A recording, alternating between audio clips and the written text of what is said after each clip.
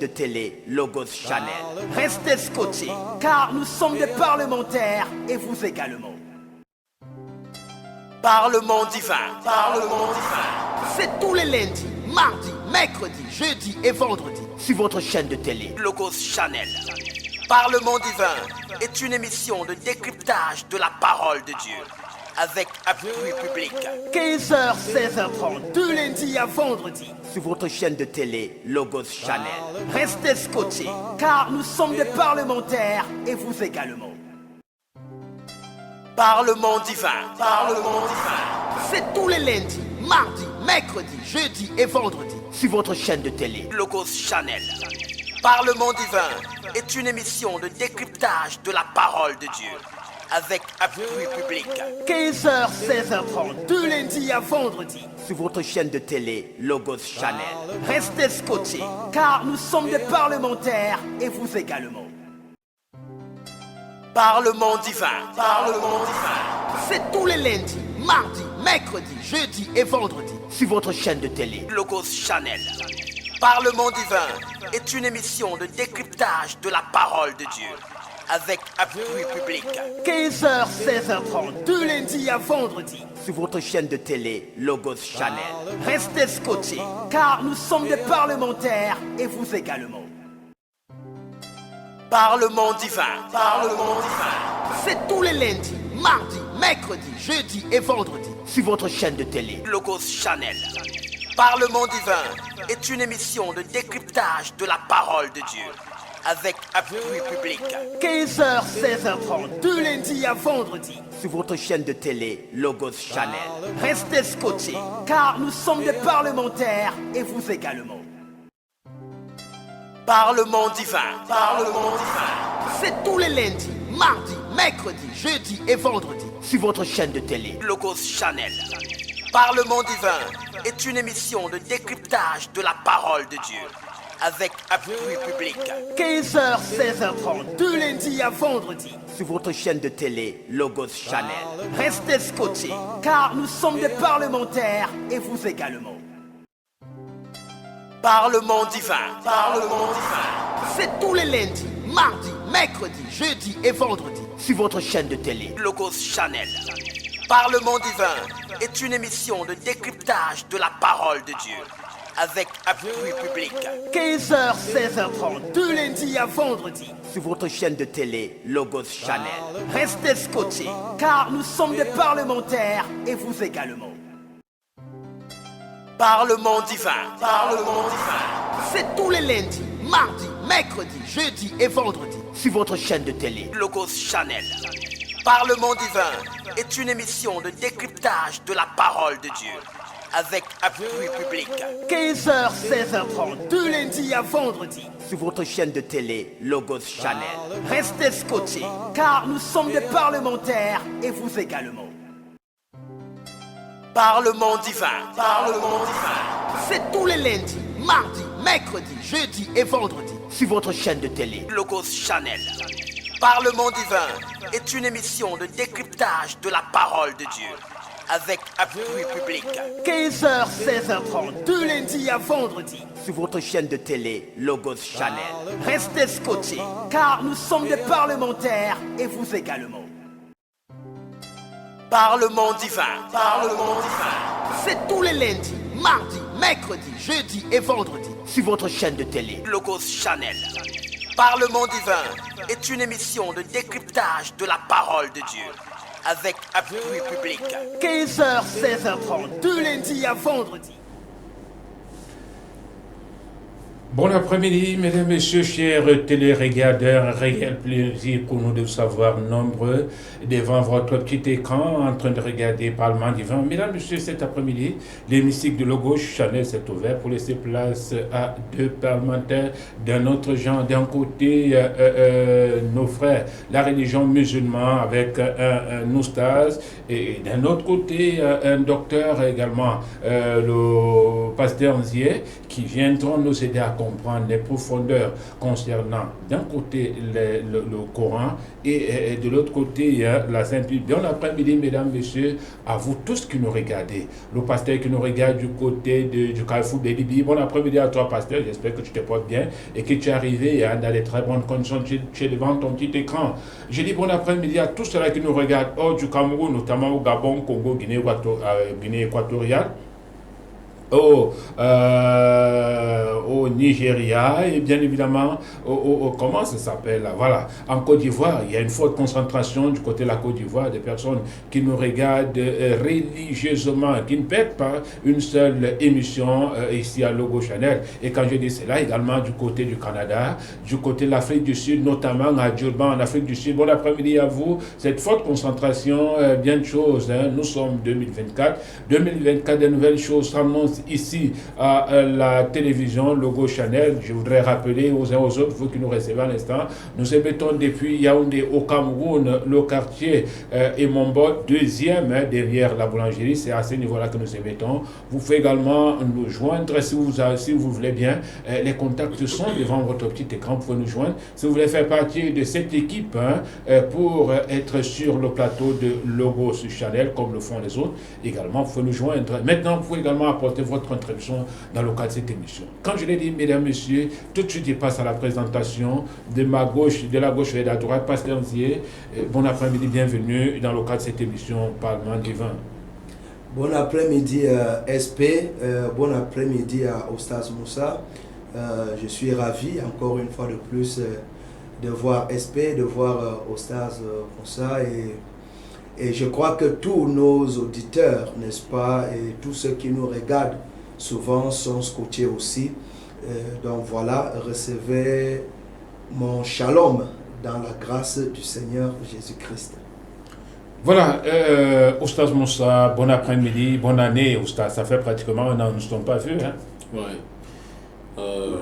Bon après-midi, SP, bon après-midi au pasteur Zié.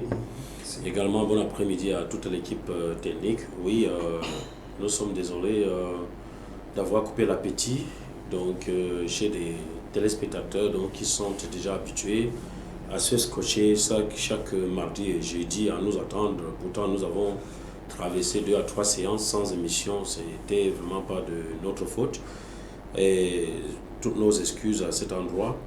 Et vraiment, c'est toujours un grand plaisir, un plaisir réel. Et nous allons toujours fournir des efforts au fin de notre possibilité donc, pour que nous puissions servir l'Éternel et vous servir également en vous proposant des beaux thèmes à débattre, quitte à ce que la vérité puisse voir le jour. Donc, c'est toujours un plaisir pour moi de me retrouver sur ce plateau. Voilà, mesdames, messieurs, depuis quelques jours, depuis quelques temps, nous parlions des prophètes ici. Hein? Nous parlons des hommes de Dieu, des prophètes, le dernier des prophètes. La Bible nous le dit, le Coran également confirme et qu'il y a eu des prophètes, mais il y a deux qui captivent notre attention sur ce plateau depuis quelque temps, notamment Mohammed, qui, selon la religion musulmane, nous parle du dernier prophète. Et bien évidemment, nous sommes rentrés dans les profondeurs pour avoir une idée de sa mission sur terre. Il est venu pour quel a été son cahier de charge et ainsi de suite, ainsi de suite.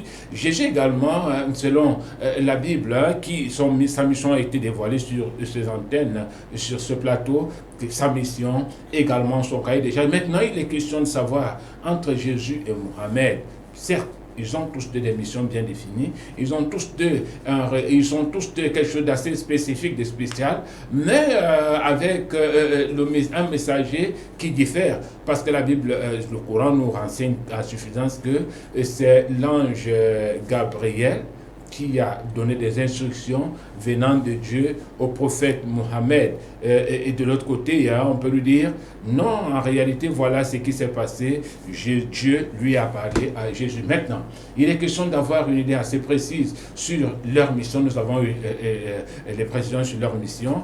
Et maintenant, nous devons savoir qui des deux donc, après ces deux cahiers de charge, peuvent, d'une manière claire, on peut donc conclure en disant, non, à partir de ce moment, voici l'un, celui-là qui est la plaque tournante de la foi de la religion chrétienne, la religion musulmane. Alors, je peux commencer par Oustaz Moussa. 10 minutes, Oustaz.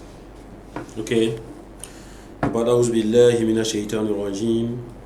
Bismillahir rahmanir rahim. Wa salatu wa salamu ala rasulillahi wa ala alihi wa sahbihi ajma'in. Comme ça, je demande refuge auprès d'Allah subhanahu wa ta'ala contre le shaitan, contre le satan, contre le diable.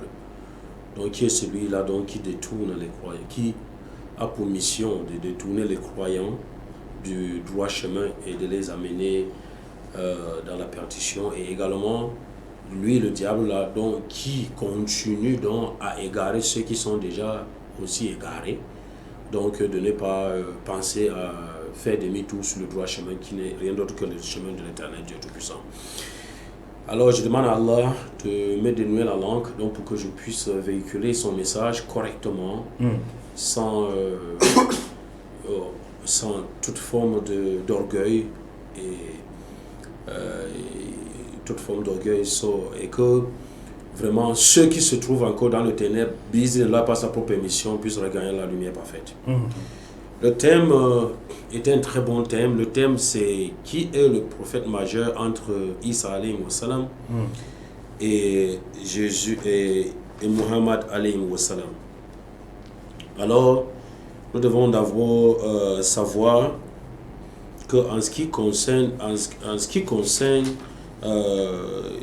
pour qu'on dise qu'un prophète est majeur, donc Allah nous a d'abord rappelé dans le Saint-Coran donc qui ne fait pas la différence parmi ses messagers. Oui. Donc il faut déjà connaître au préalable que tous les messagers d'Allah étaient au même pied d'égalité. Quand on dit au même pied d'égalité, ils sont tous prophètes. Donc c'est ça qui est le pied d'égalité. Mais Allah a fait faveur à certains par rapport à d'autres.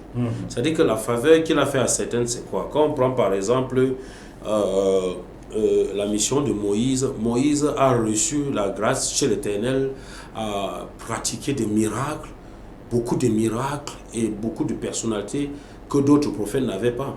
Mais il restait un prophète. C'est ça qui n'était pas la différence. Bon, mais maintenant, il y a aussi Isa alayhi wa salam, donc qui a aussi eu la grâce de l'Éternel, donc avec aussi beaucoup de miracles. Il y a beaucoup de prophètes qui ont fait beaucoup de miracles, donc qui n'étaient même pas forcément similaires l'un à l'autre. Et d'autres prophètes sont venus même avec des miracles, parce que tous les prophètes, déjà le prophète en son nom c'est un miracle. Parce que rien que le fait de recevoir la révélation et rien que le fait de communiquer, c'est-à-dire que sur la parole de l'Éternel directement, et que tu sois un transmetteur. Donc c'est ça qui est d'abord un miracle, parce que l'Éternel ne choisit pas un prophète n'importe comment. Donc pour dire que si nous devons maintenant parler d'un prophète majeur par rapport au prophète, moi je vais vous dire que le prophète Muhammad alayhi wa salam en ce terme est celui-là qui a fermé la porte de la prophétie. Donc lui il est le dernier prophète envoyé à toute l'humanité tout entière. Donc le Coran l'a si bien mentionné, selon le Coran, sourate 25, verset 1, et il y a plein de sourates dans le Coran. Et que nous parlons maintenant aujourd'hui, nous ne parlons pas de tous les prophètes, mais aujourd'hui de deux prophètes, ils sont les deux derniers. Et pourquoi nous allons parler de deux prophètes? C'est parce que l'avant-dernier, qui est Jésus, alayhi wa salam, donc certaines personnes ont arrêté leur mission sur lui. Et ils ont ignoré donc maintenant le dernier prophète qui est venu, qui est Muhammad alayhi wa sallam. Ils disent non, on ne peut pas le suivre. Sachant donc que Allah dit dans le Coran, Muhammad alayhi wa sallam a dit, tu ne peux pas être un musulman si tu réunis un seul prophète de tous les prophètes que l'Éternel a envoyé. Un seul prophète que tu réunis, tu vas aller en enfer. Tout droit. Et c'est praticable sur toute l'humanité. Nous les musulmans, si tu réunis que Moïse était un prophète, tu réunis que Jésus était un prophète, tu réunis que Daoud était un prophète, tu vas aller en enfer tout droit. Parce que toi, tu as donné mensonge à Dieu, l'Éternel, créateur des cieux et de la terre. Oh, tu n'es rien pour traiter, c'est-à-dire ce que Allah a envoyé ou bien ce qu'il a dit de mensonge. Donc, c'est pour cela que parfois, quand je reste comme ça, j'ai pitié de mes frères de l'autre côté, parce que traitant Muhammad alayhi wa sallam d'un faux prophète, ou bien de celui qui n'est même pas prophète. Mais c'est l'enfer direct. Pourquoi? Parce que tu es en train de traiter l'Éternel de menteur. Pourquoi donc ce musulman-là, dont il accepte tous les autres prophètes, y compris Mohammed, c'est lui qui a l'accomplissement, c'est-à-dire que de la mission de la prophétie de l'Éternel. Parce que lui, il a accepté tous les prophètes jusqu'au dernier prophète. Quitte à ce que s'il y a eu un autre prophète après Mohammed, Vous n'avez qu'à nous dire quel prophète prévu est venu après Mohammed. Mais sinon, si vous êtes conscient que c'est l'Éternel qui a envoyé Jésus sur terre, et que c'est le même Éternel qui a envoyé Moïse sur terre, donc sachez donc que le même Éternel qui les a envoyés a dit dans le Coran, donc il a aussi envoyé Mohammed. Donc ça veut dire que vous devez suivre Mohammed alayhi wa sallam. Confirmer d'abord les prophètes passés et accepter Mohammed comme le dernier prophète envoyé à toute l'humanité entière. Et maintenant Mohammed alayhi wa sallam, lui, il est le prophète majeur. Pourquoi? Parce que sur tous les prophètes, je dis sur tous les prophètes que Allah a envoyé de la genèse de la terre jusqu'à aujourd'hui, c'est l'unique prophète où l'Éternel a dit qu'il a été envoyé à toute l'humanité tout entière. Je dis l'unique, il n'y a pas eu deux. C'est l'unique prophète où l'Éternel a dit qu'il a été envoyé à toute l'humanité tout entière, voire même tout l'univers. Donc l'Éternel dit c'est là qu'il a été envoyé à tout l'univers non confondu. Donc vous comprenez donc, contrairement donc maintenant à Isa alayhi wa sallam qui est Jésus, où sa mission a été bien restrictive, qui a été une mission circoncis, selon l'Éternel, selon Jésus lui-même, je l'ai dit la dernière fois ici, Matthieu 15, verset 24, où Jésus lui-même dit de sa propre bouche que je n'ai été envoyé uniquement qu'aux brebis perdues de la maison d'Israël. Il n'a pas dit que je suis d'abord envoyé aux enfants d'Israël et après. Il n'a jamais dit ça quelque part dans la Bible. Et s'il y a un passage, on va nous dire le passage où Jésus a dit que après les Israélites, ça sera telle ou telle personne. Il n'a jamais dit ça. Quand tu prends par exemple, même quand il envoie les disciples aller prêcher, quand il a envoyé pour les enfants d'Israël, il y avait les nations qui vivaient, il y avait d'autres populations, il y avait d'autres tribus qui vivaient, comme par exemple la tribu païenne, les Cananéens, les païens étaient là. Comme par exemple dans Matthieu 10, verset 5 jusqu'à 6, lui-même va envoyer les disciples et il va leur donner des instructions claires, fermes. Il dit n'allez pas chez les païens, n'entrez pas dans les villes des Samaritains, allez uniquement vers les brebis perdues de la maison d'Israël. Sa mission était uniquement circoncis chez les Juifs. Ce n'est jamais sorti. Et si Jésus a prêché volontairement lui-même, c'est-à-dire que porter ses pieds, aller vers un non-juif, un jour pour prêcher la bonne nouvelle des royaumes de cieux, le pasteur va me donner le passage là dans la Bible aujourd'hui, je vais devenir chrétien. Si Jésus lui-même de sa propre volonté, c'est-à-dire que c'est transporté vers les païens, vers les non-juifs, pour prêcher la bonne nouvelle des cieux là, le pasteur va me donner le verset et on va lire. Donc, pour dire quoi? Donc, entre un prophète qui est venu pour toute l'humanité tout entière et un prophète qui est venu pour un peuple restreint, qui est donc, lequel d'entre deux donc est le prophète majeur? C'est Mohammed alayhi wa sallam, parce que c'est lui qui va venir avec l'accomplissement de tout ce que tous ces prophètes-là avaient commencé. L'islam n'est pas la religion de Mohammed alayhi wa sallam. Lui, il a accompli l'islam. Il a parachevé l'islam. L'islam, c'est depuis tous les prophètes. L'islam n'est rien d'autre que la soumission totale à la volonté de l'Éternel. Si tu es soumis à la volonté de l'Éternel, tu es musulman. Parce que quand tu es soumis à la volonté de l'Éternel, qu'est-ce que l'Éternel t'a donc recommandé de faire? Déjà, il a envoyé la Torah, il avait des recommandations dedans. Il a envoyé l'évangile, il a des recommandations dedans. Maintenant, il a envoyé le Coran, il a également des recommandations dedans. Si toi, tu fais la volonté de l'Éternel, tu refuses de lire un de ces livres, comment tu sauras donc ces recommandations?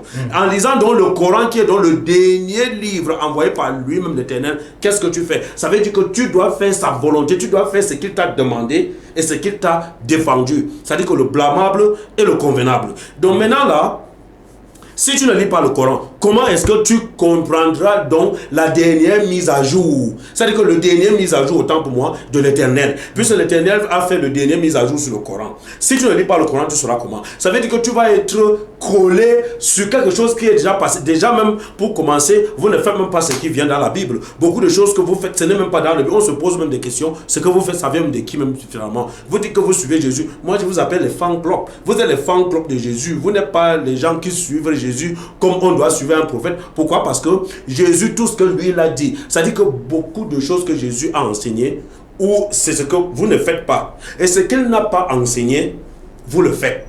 Donc on se pose maintenant la question, vous suivez même qui finalement au juste? Mais pour dire vrai, moi et Jésus, nous sommes, regardez, comme sur le plateau-ci par exemple, si on prend peut-être la nature physique de Jésus, qui ressemble à Jésus ici, c'est moi le musulman, j'ai la barbe que Jésus avait, Donc, vous voyez, donc, c'est le musulman c'est le vrai chrétien, même c'est le musulman, parce que nous suivons Jésus avec ses enseignements. Jésus a dit que la vie éternelle, Jean 17, verset 3, c'est qu'ils te connaissent, toi le seul vrai Dieu, et que moi, Jésus, suis ton envoyé. Ici, sur le plateau, qui considère Jésus comme l'envoyé de Dieu, sur le plateau, aussi là, c'est moi le musulman. Jésus, lui, il a dit quoi? Que lui, il est envoyé de Dieu, si tu veux avoir la vie éternelle. Entre le chrétien et moi, maintenant, qui aura la vie éternelle, selon la bouche de Jésus. Moi, c'est moi. Donc, c'est pour vous dire que si vous êtes vraiment les gens qui veulent être soumis à l'éternel, vous devrez embrasser l'islam, qui est la religion de tous les prophètes dès le début.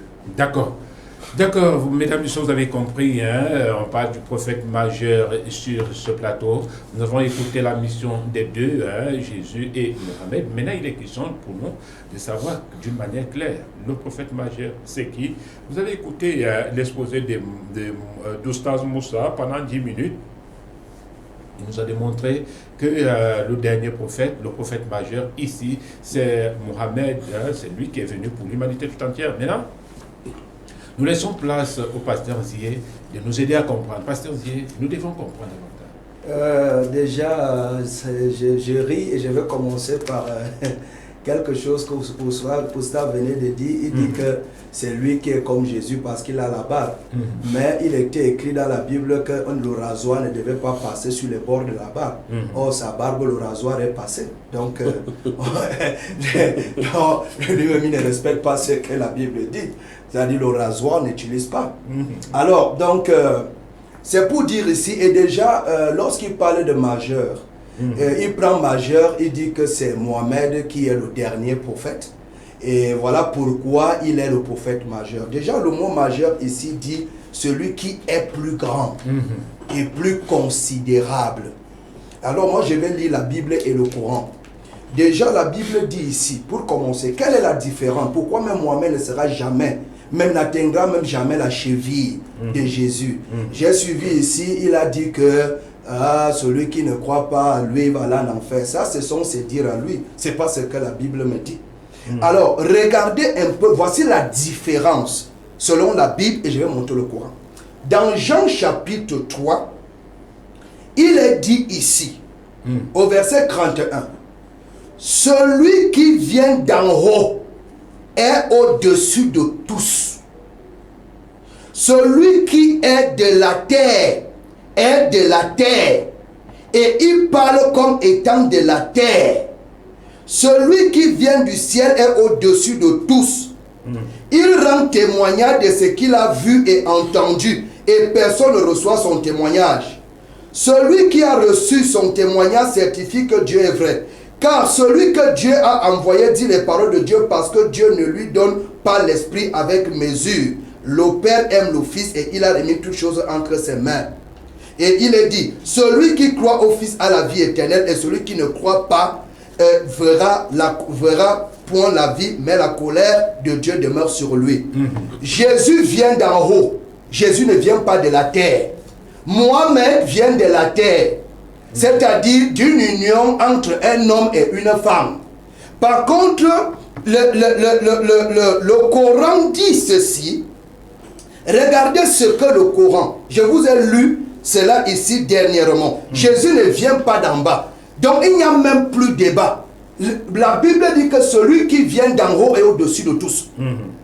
Donc majeur que lui, il dit que dernier prophète, la Bible ne reconnaît pas ça. Regardez, la Bible dit ici que dans une sourate, le Coran dit ici, sourate, quand je recherche la sourate 4, dit, verset 71.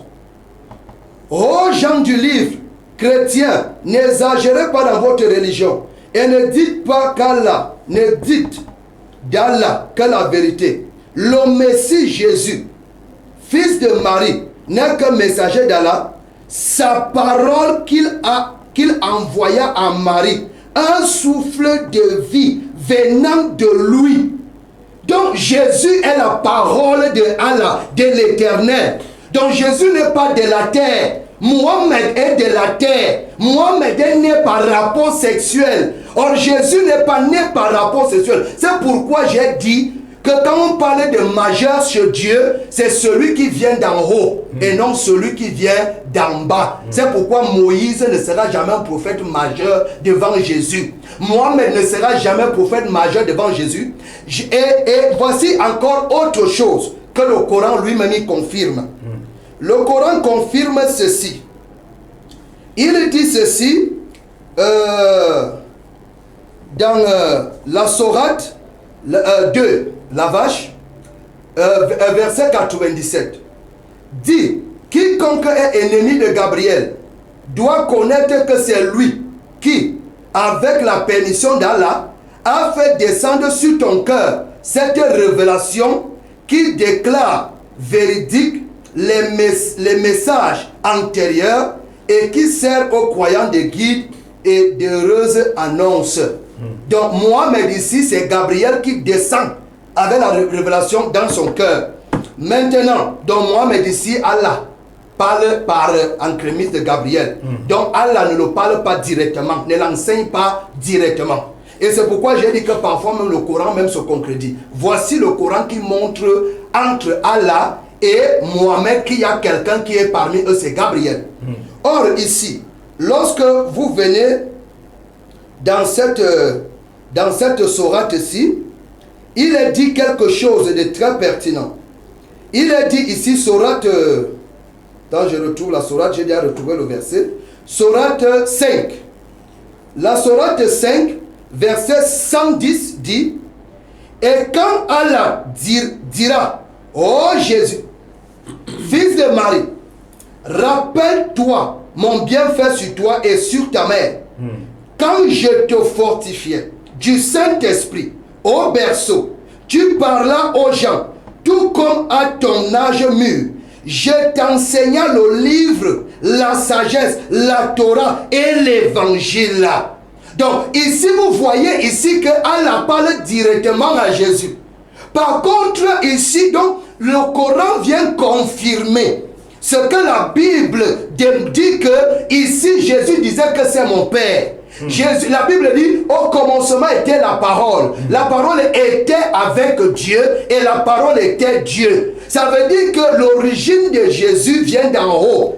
Et Allah lui-même dit que je vais t'enlever de la terre pour t'amener auprès de moi. Donc, et Jésus lui-même dans sa prière du grand prêtre, il dit dans Jean 17, il dit que la gloire qu'il avait auprès du Père. Donc ici la différence entre prophète Jésus et prophète Mohamed, c'est que prophète Jésus est appelé fils de Dieu. La voix fit entendre du ciel. Celui-ci est mon fils bien-aimé, en qui j'ai mis toute mon affection, écoutez-le.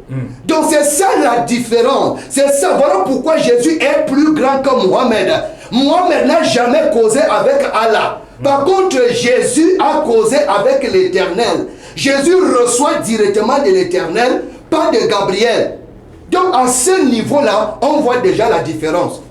De l'autre côté, Jésus n'est pas simplement, je l'ai dit la fois dernière, n'est pas seulement le prophète pour dire les paroles de l'Éternel, mais il est aussi ce prophète qui est fils de Dieu, qu'on appelle le Messie, qui veut dire Christ le libérateur. Et il vient libérer comment? Il vient libérer en payant le prix. C'est ça la différence. En payant le prix des péchés, il est l'agneau de Dieu qui est venu pour ôter les péchés du monde. Qu'on en plaise aux musulmans qui ne croient pas, qu'on en plaise au Coran qui dit que Jésus n'est pas mort pour les péchés, le Coran vient après la Bible. Et celui qui falsifie l'autre est celui qui vient après l'autre. Parce que tu ne peux pas faire, tu viens trouver un livre qui est avant toi et tu te permets de dire que ce livre est falsifié. Toi, tu fais comment pour connaître qu'il est falsifié? C'est celui-là qui est avant toi qui peut te dire que toi, tu as falsifié ce qui a été avant toi. Voilà pourquoi ici, Jésus est un prophète, qui vient d'en haut. Il est au-dessus de ce qui vient de la terre. Mohamed est de la terre.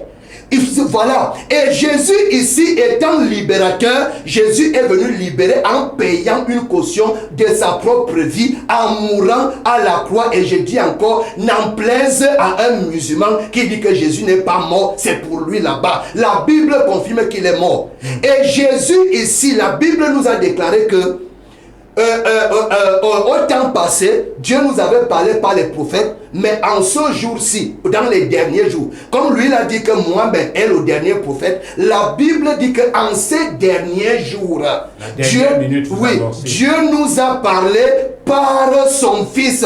Ça veut dire que Dieu ne peut pas faire qu'il parle par son fils, il revient encore pour parler par Mohamed.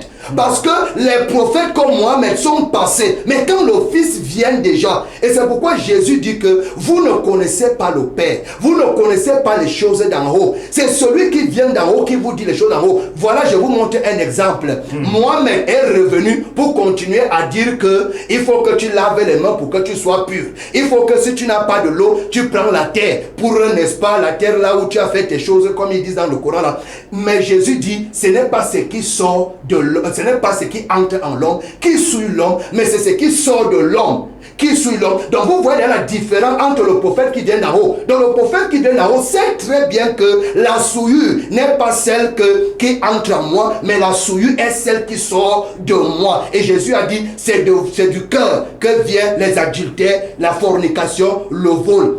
Comme moi, qui me montre là où Mohamed a montré cela. Alors vous comprenez que jusqu'ici là que le prophète majeur qui veut dire le plus grand, le plus considérable est Jésus, parce que Jésus vient d'en haut et non de la terre. Il a l'esprit sans mesure. Merci, Pasteur Zier, pour cet exposé. Certainement, j'ai vu Oustaz a relevé plusieurs points qui faillent certainement élucider à l'entame de son propos pour les 10 prochaines minutes. C'est pour cela que j'ai toujours dit cela, que vous êtes les fan club de Jésus. Vous savez ce qu'on appelle fan club. Fan club, c'est que, vous vous souvenez, il y a eu un temps là aux États-Unis, on a tué un noir. Et il y a les gens qui ont organisé les petites marches partout dans le monde, alors que le noir là ne les connaît même pas. Ça veut dire que si tu te heurtes là-bas, on parle du noir là que quelqu'un s'est heurté, il dit que qui t'a d'avoir envoyé. Voilà comment vous êtes avec Jésus. Vous êtes les fan club de Jésus. Oui. Donc Jésus n'a pas organisé, c'est-à-dire que soit une religion, soit quoi que ce soit, donc pour dire ça de lui. Jamais. Donc, pour vous dire quoi, pasteur? Vous dites qu'il est pasteur, qu'il est prophète majeur. Alors que lui-même, Jésus dit, j'ai beaucoup de choses à vous dire. Et que vous ne pouvez pas le porter maintenant. Ça veut dire que lui, il n'avait pas cette capacité, c'est-à-dire que de tout dire aux hommes, bien qu'il avait une mission juste d'un petit groupe. Cette capacité-là, il n'avait même pas. Donc, de dire tout à ces gens-là. Et il dit que c'est quand, même si vous dites que c'est le Saint-Esprit, donc le Saint-Esprit est plus grand que lui, quoi. Même si vous dites que c'est le Saint-Esprit, dans Jean 16, verset 7, il dit, j'ai encore beaucoup de choses à vous dire, mais vous ne pouvez pas les porter maintenant. Mais s'il était ce que vous dites là, c'est que il aurait eu cette capacité de dire tout ce qu'il avait à dire aux gens là, avant de partir. Mais il a laissé encore cette charge à quelqu'un d'autre. Il est supérieur en quoi? Et je dois vous dire, pour votre bonne information, que c'est lui dont il dit qu'il va venir après lui là, c'est Mohamed alayhi wa sallam. Et c'est lui, vous voyez, Mohamed alayhi wa sallam, il est prophète majeur en quoi? Pasteur. C'est l'unique prophète, je dis le seul et unique prophète parmi tous les prophètes envoyés par l'Éternel, c'est-à-dire que de transformer toute une nation en une nation croyante avec les lois de la religion. C'est-à-dire qu'il y a des pays aujourd'hui qui sont régis par les lois de l'islam. Ça veut dire qu'on prend le livre comme ça. Il n'y a pas de livre de loi mondaine chez eux. Ils prennent le Coran, c'est le Coran qui dirige ce monde-là. Dites-moi un autre prophète qui a fait ça, à part Mohammed. On voit les preuves. C'est par rapport aux preuves que nous voyons des choses comme ça. Bien, vous allez dire, Jésus a payé le prix sur la croix et tout ça. Le prix quoi? Ah, ça c'est de l'assassinat. C'est-à-dire que Dieu avait quel intérêt d'assassiner son fils selon vous? C'est-à-dire qu'un fils qu'il aime trop et tout. Alors que vous savez que dans la Bible, tout comme dans le Coran, l'Éternel dit très bien noir sur blanc que quand il veut quelque chose, il suffit de dire soit et la chose est. Quand Jésus dit dans Jean 20, verset 22 aux disciples que recevez le Saint-Esprit et quiconque va vous demander le pardon des péchés, pardonnez leurs péchés. Ils ont sacrifié, qu'ils ont tué pour que les disciples pardonnent leurs péchés. Ça là, ce sont des compréhensions erronées. Donc c'est pour vous dire que pasteur, on n'a pas besoin de tuer quelqu'un pour C'est-à-dire que pour pardonner une personne, la repentance suffit chez l'Éternel. C'est de reconnaître tes actions, les mauvaises actions devant l'Éternel, tu te repens. Tu dis à l'Éternel, oh Éternel, vraiment, je suis conscient que j'ai fait mal. Vraiment, pardonnez-moi, l'Éternel, il va te pardonner. Il n'a pas besoin d'aller sacrifier quelqu'un qui ne lui a rien fait. Jusqu'à la personne pleure, qui ne veut pas mourir, dit non, tu vas forcément mourir. Laissez ça. Ça ne s'est jamais produit, ça ne se produira jamais jusqu'à la fin du monde. Donc pour vous dire quoi, pasteur? Mohamed Ali Wassam est venu. Vous dites qu'il est encore venu pour laver les mains, tout ça, alors que vous avez trouvé ça dans la Torah. Vous avez trouvé ça dans la Torah. Jésus lui-même, il a demandé aux disciples de le faire. Lui-même a fait le jeûne. Il a jeûné 40 jours. Le jeûne que les musulmans font aujourd'hui là. On vous a dit que c'est l'accomplissement. Même l'aumône, il a fait l'aumône. Jésus a recommandé cela, il l'a fait. Donc pour vous dire que Mohamed est venu avec cet accomplissement. C'est-à-dire qu'avec maintenant, c'est-à-dire qu'une législation ferme. C'est-à-dire que désormais, comme il est le dernier prophète, ok, les gens ont gêné comme ça, désormais vous devez gêner 30 jours en tel mois, en telle période, fixe. Maintenant, désormais, il y a une période pour aller à la mer, pour aller faire le pèlerinage. Les gens ont fait le pèlerinage, même au temps de Jésus, même au temps des gens partaient à Jérusalem, même au temps de Moïse, tout le monde partait faire le pèlerinage. Ça, c'est ce que vous connaissez, parce que si jamais vous le connaissez. Et les gens ont fait tous ces rites, même les ablutions. Moïse a pris les ablutions avec ses disciples. Mais maintenant, même ôter les chaussures, Moïse l'a fait avec ses disciples. Donc, l'Éternel vient maintenant dire que, ok, la mission est accomplie. Parce qu'Allah dit dans le Saint-Coran, aujourd'hui, j'ai parachevé votre mission et je vous agrée l'islam comme religion. Ça veut dire qu'il a œuvré, il a travaillé et il vient dire à Mohamed que j'ai parachevé. Donc c'est fini aujourd'hui. La preuve en est, depuis qu'il a dit ça après le Coran là, il y a encore quel livre qui est sorti dit que ça vient de l'Éternel? Quel? Il n'y en a pas. Donc pour vous dire que ça c'est l'accomplissement de la mission de l'Éternel. Et quand l'Éternel fait comme ça, il nous laisse maintenant, il nous gère. Ça dit qu'on nous a enseigné, nous devons... Parce que nous sommes ici, c'est que vous devez comprendre, pasteur, nous sommes sur un terrain de jeu. Le monde, la vie, c'est un terrain de jeu. Et seuls les meilleurs vont hériter le paradis. Allah nous laisse pour que les meilleurs, c'est lui qui croit en lui. C'est-à-dire que tu crois en Allah, ok, on vous a envoyé des nouvelles, des messages par rapport à mon existence et par rapport à ce que je n'aime pas, par rapport à ce que j'aime. Quand Mohamed est venu, il a enseigné quoi? Est-ce qu'il a enseigné la turpitude? Est-ce qu'il a enseigné quoi? Est-ce qu'il a enseigné la dépravation? Ou bien est-ce qu'il a enseigné quoi? L'alcoolisme? Ou bien quoi? Non, il a enseigné la bonne conduite. Ne prends pas la femme de quelqu'un. Il faut t'éloigner du vol. Et ainsi de suite, ainsi de ça. C'est le rôle d'un prophète. C'est-à-dire qu'au-delà de tout ce que vous pouvez penser, l'islam c'est toute une école. Tu peux vivre seulement avec l'islam de ta naissance jusqu'à mourir. Et tu es quelqu'un de correct dans ta vie. Donc ça c'est ce que vous devez comprendre. Et maintenant il a enseigné quoi qui est à l'encontre de ce que l'Éternel a recommandé au prophète d'enseigner. Donc pour le taxer d'un faux prophète, rien. Donc pour dire quoi, pasteur? Lui, Mohamed Ali Wassam, c'est le tout dernier prophète avec toutes ces législations. Je vous ai dit maintenant, quand vous prenez dans l'Ancien Testament, les gens ont prié, même Jésus a prié avec son visage sur le front. Et c'est ce que nous faisons aujourd'hui. Donc quand on fait aujourd'hui là, l'Éternel, tu sais maintenant ce que tu dois réciter quand tu fais ça. Tu sais combien de fois tu dois le faire par jour. C'est ça alors ce qu'on appelle l'accomplissement d'une mission. On a tout œuvré, mais il a accompli donc à Mohamed, qui est donc ce prophète majeur là, parce que c'est lui qui vient maintenant diriger tout le reste de l'humanité tout entière jusqu'au jour de la résurrection. D'accord. Voilà, jusqu'au jour de la résurrection, vous avez écouté cette autre intervention, pasteur? Oui, il a dit que nous sommes des fan club de Jésus. Et il y a toujours une chose que j'ai dit au staff ici qui n'est pas arabe. Oui. Je lui dirai toujours ça chaque jour quand lui me dirait. Qui me dit comment il a fait pour connaître Mohamed, comment il a fait pour devenir musulman. Puisque Mohamed est venu pour les Arabes. Je ne vais pas changer ce qui est écrit dans le Coran. Ça veut dire, j'ai toujours dit que quand il va dire aux gens comment il a fait pour devenir musulman, puisque le prophète est le prophète des Arabes, on lui a donné un Coran arabe, et lui il est Bamoun camerounais, et lui maintenant il est en train d'utiliser les choses de l'arabe. Regardez même, il apprend même l'arabe. Alors vous voyez, mais lui ici, il dit que Jésus n'est que venu pour Israël. Il a déclaré quelque chose qui va devenir chrétien. Je sais qu'il ne peut même pas d'abord devenir chrétien. À moins que vraiment que ça lui soit une grâce. Il dit encore une chose, il revient encore sur le Saint-Esprit. Il dit que le Saint-Esprit, si Jésus avait tout accompli, alors pourquoi il dit que j'ai encore beaucoup de choses? Je relis encore là où Jésus parle du Saint-Esprit, pour que ça entre encore dans la tête de moi, de Ostave, que le Saint-Esprit n'est pas Mohamed, qui change ça. Dans Jean 14, oui. Jean 14, à partir du verset 15, il est écrit: si vous m'aimez, gardez mes commandements. Et moi, je prierai le Père. Et il vous donnera un autre consolateur, afin qu'il demeure éternellement avec vous. L'esprit de vérité que le monde ne peut recevoir. Où est Mohamed? Il est où? Parce que le Saint-Esprit doit demeurer éternellement. Mohamed est où? Mohamed est mort, il a été enterré. Il a été enterré jusqu'aujourd'hui. Or, le Saint-Esprit demeure éternellement avec nous. Je ne sais pas, monsieur le journaliste, si vous essayez un peu de comprendre ce que la Bible veut dire, ça veut dire que c'est Mohamed qui doit entrer même sur moi. C'est Mohamed qu'on doit recevoir, si c'est lui. Or, la Bible dit ici que le consolateur demeure éternellement. Où est le prophète Mohamed? Il est où?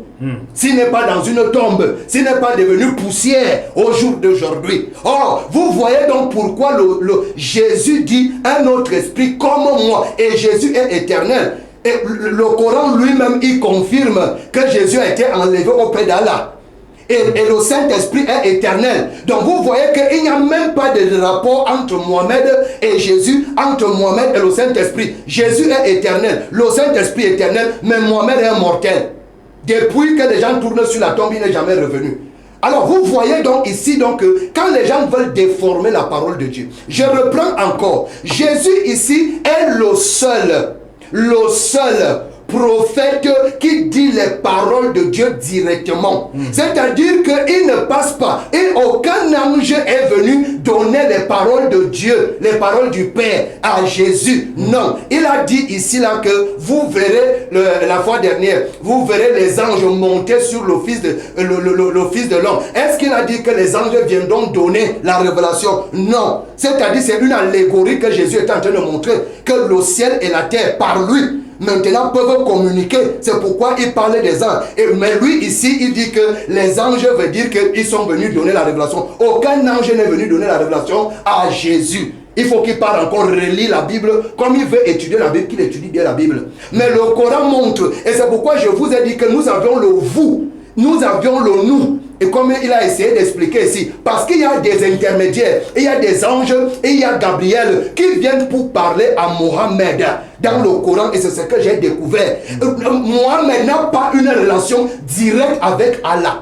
Allah ne traite pas directement avec des impurs. Les êtres humains sont des impurs. Tous ceux qui sont nés par rapport à ces choses sont impurs. Voilà pourquoi, pour que Jésus ne soit pas impur, il a fallu qu'il envoie lui-même son souffle à Marie et qu'il prenne une vierge. Regardez la différence. Et voilà pourquoi Jésus, quand il vient, vous allez voir que dans la Bible, Jésus est toujours appelé fils de Dieu. Jésus parlait de mon Père. Jamais vous allez voir un prophète, que ce soit dans le Coran, que ce soit dans la Bible, où il y a cette relation, mon fils, il y a cette relation, mon Père. Il a pris après la résurrection, là où Jésus avait dit, mon Père, il est aussi votre Père. Quand il avait dit à Thomas, ça a une autre signification quand il est en train de dire. La Bible dit qu'il est le fils unique avec grand F, c'est-à-dire le souffle de Dieu. Moi, Dieu m'a créé avec l'amour de terre et il a mis le souffle. Par contre, Jésus est le corps et la respiration, tout c'est la parole de Dieu. Et voilà pourquoi Jésus vient. Il dit, nul ne peut venir. Voilà le prophète. Nul ne peut venir au Père sans passer par moi. C'est-à-dire que Jésus déclare encore, je suis le pain de vie. Celui qui me mange a la vie. Jésus déclare encore quoi? Jésus déclare que celui qui croit en moi, même s'il meurt, je le ressusciterai au dernier jour. Jésus déclare encore, il dit comme le Père a la vie en lui, le Fils aussi a la vie. C'est-à-dire, il donne la vie à qui il veut. Vous n'allez pas voir cette relation entre moi-même et Allah. Même dans le Coran, il n'y a pas cette relation. Il y en a, ça n'existe pas. Donc pour nous dire ici là que Jésus-Christ est l'agneau de Dieu qui a été envoyé pour le péché du monde. La Bible dit. La Bible déclare Jésus lui-même, quand il ressuscite, qu'est-ce que Jésus dit quand il envoie les disciples? Il dit allez dans faites de toutes les nations mes disciples. Donc Jésus ne s'est pas limité en Israël. Il dit allez faites de toutes les nations mes disciples. Lui il prend les mots là où Jésus dit je n'ai qu'été envoyé, mais il ne prend pas la suite. C'est le même Jésus qui dit encore quoi? Jésus, quand Jésus vient ici, Jésus doit prêcher l'évangile, Jésus doit mourir et Jésus doit ressusciter. C'est après la résurrection de Jésus qu'il doit maintenant envoyer les disciples dans le monde entier. Je prends l'exemple, Mohamed était arrivé ici au Cameroun. Je pose la question à Moussa. Mohamed était arrivé ici au Cameroun. Mohamed arriva à Bamoun. Mais le Coran arrive au Cameroun, non. Le Coran arrive à Bamoun, non. Mais Mohamed s'est limité chez eux, c'est les Arabes. Alors c'est pour donc dire ici là que quand il peut se focaliser, pour dire ici là que Mohamed a été prophète, Mohamed m'a prêché, j'ai vu Mohamed, il est mort. Il est mort, mais le Saint-Esprit est là pour continuer à confirmer la vérité. Donc pour donc dire ici là que le prophète majeur, je le dis, est celui qui vient d'en haut, est celui qui a les paroles du Père, est celui qui a l'esprit sans mesure, est celui-là qui donne la vie pour les autres, est celui-là qui ressuscite les morts, est celui-là qui donne la vie éternelle. Donc c'est pourquoi Jésus, et la Bible le déclare, et nous restons fermes là, nous qui croyons à Jésus, la Bible dit qu'en ces derniers jours, nous a parlé par le Fils. Ça veut dire que quand on parle des derniers jours, il n'y aura plus.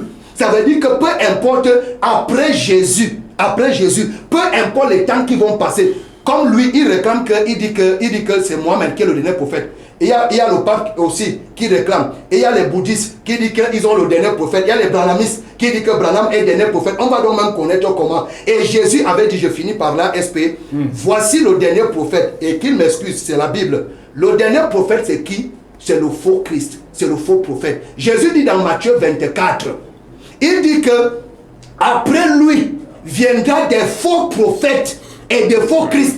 Ça veut dire qu'après Jésus, selon Matthieu 24, si quelqu'un vient encore déclarer qu'il est prophète, comme Jésus l'a appelé faux prophète. Si quelqu'un revient et il dit qu'il est le Christ, Christ qui veut dire le sauveur, le libérateur. S'il dit qu'il est Christ, Jésus a déclaré qu'il est faux. Voilà ce que la Bible reconnaît. Donc tous ceux qui vont se réclamer comme prophètes majeurs après Jésus, Jésus a dit ce sont des faux prophètes. D'accord, Jésus a dit que ce sont les faux prophètes et les missions des uns des autres ont été déclarées d'une manière claire, c'est-à-dire la mission de Mohamed et la mission de Jésus. Le Coran reconnaît l'existence de Jésus et également la présence de Mohamed qui a déballé un certain nombre de détails concernant Jésus. Maintenant, il y a une préoccupation que j'ai concernant la mission de Jésus la mission de Jésus et même et c'est que le Coran dit. Voilà, Oustaz Moussa, la question que je vais vous poser tout de suite est de savoir, selon le Coran déclare que le souffle, Allah a mis son souffle dans Marie. Voilà, qu'est-ce que cela veut signifier? Qu'est-ce que cela, à quoi cela renvoie de manière claire? C'est-à-dire, Marie, tel que le Coran le dit, n'a pas connu d'homme, mais le souffle de Dieu est venu en Marie pour que Jésus soit... Ce que vous devez savoir, c'est que nous sommes tous les souffles d'Allah. Quand on parle de roh, c'est-à-dire que l'âme de l'homme, c'est Allah qui souffle. C'est-à-dire que Allah nous a bien enseigné, l'islam nous enseigne. C'est-à-dire qu'après 3 mois, si ce n'est pas 3 mois, c'est 4 mois. C'est entre 3 mois et 4 mois. Si c'est bon souvenir, après que la femme soit tombée enceinte, est conçue, Allah va envoyer l'ange à venir souffler l'âme sur l'enfant. Sinon, l'enfant va commencer maintenant à être vraiment un être vivant. C'est décrit dans le Coran. Voilà, donc ça veut dire que... Attendez. Donc c'est une façon de vous dire que nous sommes tous le souffle de Dieu. Nous sommes tous le souffle de Dieu. Si Allah a dit que je vais envoyer le souffle, c'est parce que généralement, il y a accouplement entre un homme et une femme pour avoir un enfant. Donc, et là, Jésus n'a pas de papa. C'est là que Allah précise qu'il va envoyer l'ange Gabriel aller souffler l'enfant. Aller souffler l'enfant dans le ventre. Donc Allah précise que l'enfant là, donc c'est pour les gens, il est en train d'avertir les gens que l'enfant là n'est pas un enfant, parce que les gens ont accusé Marie d'une fille adulte, elle a commis l'adultère, elle est partie d'homme en homme. Non, Allah dit que non, c'est mon pouvoir c'est moi qui ai fait tomber Marie enceinte. Oui. Donc pour donner l'enfant à cet enfant, elle n'a commis l'adultère, elle n'a pas connu d'homme. Donc ça c'est la réponse. Nous sommes tous le souffle de Dieu. Voilà. Donc par rapport à cette explication, et c'est dans le Coran. Donc il n'y a pas de... C'est à ce niveau que je voulais réagir avec votre permission, Oui. Oustaz, en parlant de ce souffle-là. Tout à l'heure, vous avez pris l'exemple comme quoi, quand il y a eu accouplement entre l'homme et la femme conçoit, et maintenant Allah envoie son ange souffler sur la femme afin que l'être soit vivant. Oui. Mais nous avons un cas qui est assez spécifique, assez spécial, le cas de Jésus, Marie n'a pas connu d'homme, mais que tout de suite tombe enceinte. C'est-à-dire, à partir de ce niveau, il y a une certaine spécificité quant à la venue de Jésus, qui est unique à son genre. Est-ce que de cette manière-là, il ne doit pas avoir une certaine différenciation au niveau... Mais c'est toujours l'ange qui est venu souffler dans le ventre de Marie, non? Je comprends, mais voilà, je vous ai parlé de l'ange. C'est l'ange qui souffle dans le ventre. C'est toujours l'ange qui est venu souffler. De la même façon, l'ange vient te souffler dans le ventre de ta maman. Et de la même façon, il est venu souffler dans le ventre de Marie. Bien. Sauf que Marie n'a pas connu d'homme. C'est pour ça que je vous... Et je vous ai dit la dernière fois ici, oui. Allah nous a précisé, il a créé l'humanité 4 façons différentes. La première façon, c'est Adam. Il n'a pas de papa, il n'a pas de maman. Il a été façonné comme ça. Au moins, lui, il a été façonné, étant déjà adulte. Aucune femme ne l'a porté. Qui est plus miracle que qui? C'est-à-dire que c'est une personne comme ça que Allah a façonné. On a Ève, qu'on a extraité. Quand on dit extraté, là, il n'y a aucune science qui peut prouver comment ça s'est extraté. C'est-à-dire que ça, c'est la magie de l'éternel. Donc, quand il dit qu'il a extracté de la côte d'Adam, là, comment on peut extracter une personne de la côte? C'est l'éternel ce qui connaît. Donc, pour dire que Hawa, qui est Ève, elle a un papa qui est Adam, mais elle n'a pas de maman. Elle a seulement vécu comme ça. Tout ça, c'est miracle. Il y a maintenant Jésus qui a une maman. Allah a soufflé dans le ventre de Marie. Est-ce que pour autant on a dit que Hawa est le fils de Dieu? Adam est le fils unique de Dieu? Ou bien Adam est Dieu? Parce qu'on l'a façonné ou bien on a extracté comme ça. Mais pour Isa alayhi wa sallam, Allah a envoyé l'ange Gabriel, allait même annoncer que tu vas enfanter. Que tu vas enfanter. Et maintenant là, elle n'a pas de papa. Voici troisième façon. Quatrième façon, c'est nous avec un papa et une maman. Même nous, c'est pas assez miracle que ça. Que juste une petite goutte de liquide comme ça là, c'est-à-dire que tombe dans le ventre d'une femme, ça devient un enfant. Nous sommes tous adultes. Si on nous demande maintenant de rentrer encore dans le ventre de nos mères, qui peut entrer? Même un enfant qui vient de sortir peut encore rentrer dans le ventre de sa mère. C'est plus que miracle. Tout ça là, il n'y a pas quelque chose d'extraordinaire. C'est extraordinaire pour nous parce que la pensée de l'homme est limitée. Mais l'éternel, nous les musulmans, c'est-à-dire que ça n'est pas aucun musulman parce que nous sommes enseignés par rapport à ça. Donc c'est ça. Si c'est ça qui fait en sorte que le pasteur dise que c'est un prophète majeur, c'est que Adam est plus majeur que Jésus. Parce qu'au moins, lui, il ne connaît même pas qui est papa, qui est maman. Si c'est pour ça qu'il dit qu'il est le fils unique de Dieu, c'est que Adam, lui, est le fils unique de Dieu. Il n'y a même pas marche là-bas. Parce que quand Allah a façonné Adam, il n'y avait personne avec lui. Donc, pour dire que, pasteur, ça ne nous épate pas. Ça vous épate, vous. Mais nous, on est enseignés. Je vous dis ce qu'on nous a enseigné, et c'est vrai. Donc, je ne sais pas si les questions sont finies, parce qu'il y a beaucoup de choses qu'il a dit. C'est oui, la raison pour laquelle je vous le soin de continuer. Moi, je voulais juste poser une question tout en permettant aux uns aux autres de pouvoir réagir. Vous pouvez appeler ou envoyer votre SMS. Les codes d'accès sont là, au bas de votre petit écran, pour bien le savoir. Vous pouvez appeler au 6 99 66 28 32 ou alors le 6 75 41 75 47. Ce sont les deux codes d'accès, mesdames et messieurs, chers téléregardeurs, vous permettant d'apporter une contribution dans le cadre de cette émission Parlement divin. Nous parlons du prophète majeur. Alors, Oustaz Moussa, allez-y. Oui, il y a le pasteur, je vais commencer par là où le pasteur a dit que l'esprit de vérité, il a parlé de l'esprit de vérité. Et comment Mohammed peut être... Pasteur oublie que sa propre Bible dit que tous les prophètes sont les esprits. Il dit tous les prophètes sans exception sont les esprits. Mais quand ça arrive sur Mohammed, il n'est pas esprit. Mais si ça parlait de quelqu'un, un autre prophète, non, il est esprit. Mais quand c'est Mohammed, il n'est pas esprit. Quand tu lis 1 Jean 4, verset 2, l'Éternel dit là-dedans, il dit que ne touchez... Attends, on va lire. 1 Jean 4 rapidement. Voilà, 1 Jean 4, 2. Vous allez voir, vous allez comprendre que tous les prophètes sont les esprits, pasteur. Donc il dit, 1 Jean 4, verset 2, reconnaissez ceci, reconnaissez ceci, attendez, j'ouvre la Bible. Oui, allez-y, il y a rapidement. le passage. Oui, reconnaissez ceci, l'Esprit de Dieu. Tout esprit qui confesse Jésus-Christ venu de la chair et tout esprit qui ne confesse pas Jésus n'est pas Dieu, ce qui est l'Antichrist. Et donc, oh non. Attends, c'est 1 Jean 4. Attendez. Okay. Attendez.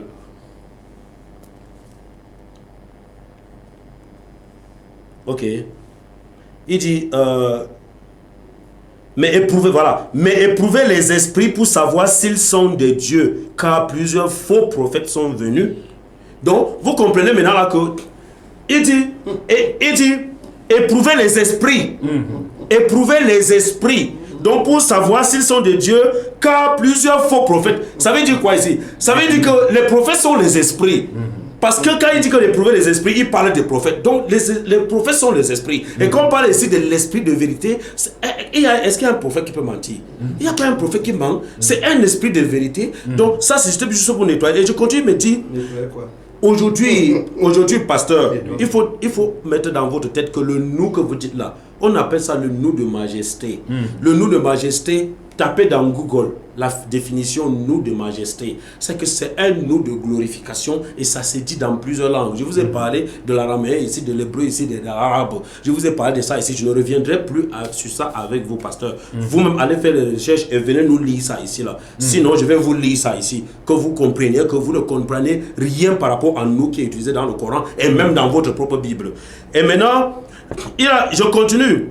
Il dit... voilà, il a pris Matthieu 5, verset 17. Il dit après la résurrection, Jésus a dit que allez partout. Matthieu 28. Matthieu 28. Marc 16. Je peux continuer pour chuter, pasteur. Allez-y. Je n'ai pas dit que Matthieu 5, 17 veut dire ça. Et Matthieu 5, 17 que je viens de noter, c'est une autre chose que vous avez dit. Parce que vous avez dit, je commence même d'abord par là rapidement parce que c'est plus important. Oui, vous avez dit, Jésus a dit, tous ceux qui viendront après lui sont des faux prophètes. Ou bien s'il y a un prophète s'il y a quelqu'un qui vient après Jésus, c'est l'antichrist. C'est ce que vous avez dit. Et je prenais Matthieu 5, 17 pour vous dire que Jésus dit, je ne suis pas venu pour abolir la loi, ni les prophètes. Pourquoi Jésus dit, je ne suis pas venu abolir les prophètes? Oh, vous dites que tous les prophètes qui viennent après Jésus sont les faux prophètes. Vous comprenez même votre livre là, comment, tel que votre Saint-Esprit là est erroné, ou bien c'est quel genre de Saint-Esprit. Jésus dit, je ne suis pas venu abolir les prophètes. Vous dites que non, tous les prophètes qui viennent après Jésus là, ils sont des antichrists. Et ça, c'est ce que Jésus a dit. Ce n'est pas ce qu'il a dit. Donc, je finis alors sur le verset que j'ai pris là. SP. Il dit que Jésus a dit après la résurrection que allait partout le monde par toutes les nations pour faire des disciples. Quand il vivait, pourquoi il n'a pas dit ça?